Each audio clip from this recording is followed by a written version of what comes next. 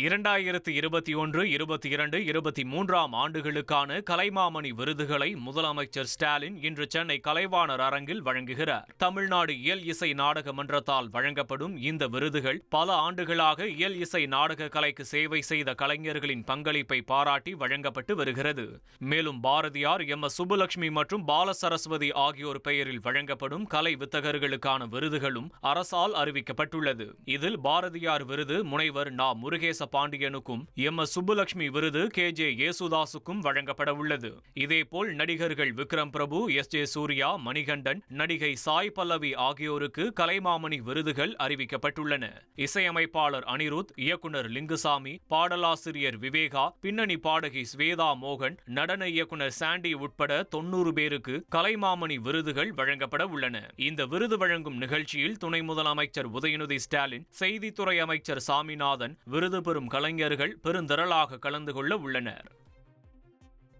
சபரிமலைக்கு குடியரசுத் தலைவர் திரௌபதி முர்மு வரும் 22ஆம் தேதி வருவதையொட்டி சாலையோர மரங்களை அப்புறப்படுத்தும் பணியில் வனத்துறையினர் ஈடுபட்டனர்.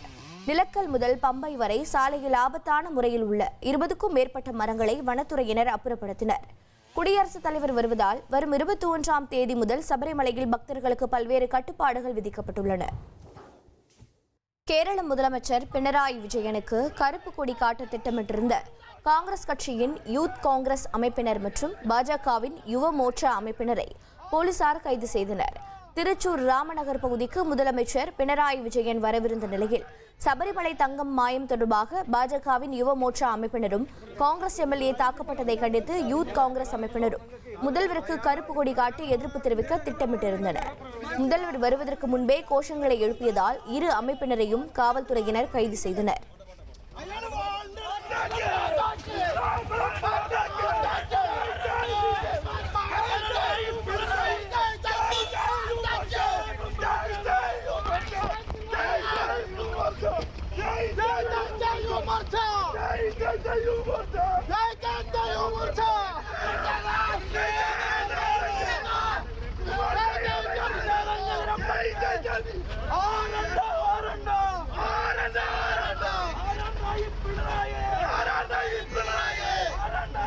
உங்கள் தந்திவன் தொலைக்காட்சியில் தாமரை தினமும் மதியம் 1 மணிக்கு காணத் தவறாதீர்கள்.